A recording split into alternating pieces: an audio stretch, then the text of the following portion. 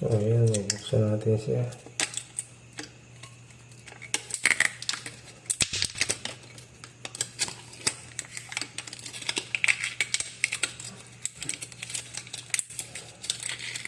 Ayan.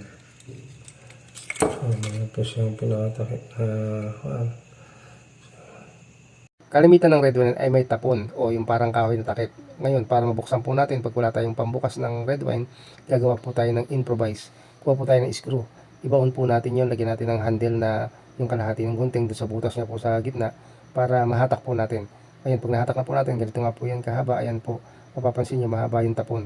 Kaya, madali po natin mabubuksan kapag meron po tayong screw. Thank you for watching po at ito po si Tito Jun ang nagsasabi po sa inyo na ang red wine ay maganda sa ating puso at tumutulong para magpababa ng mga blood cholesterol. Thank you for watching and follow for more and God bless. Bye-bye!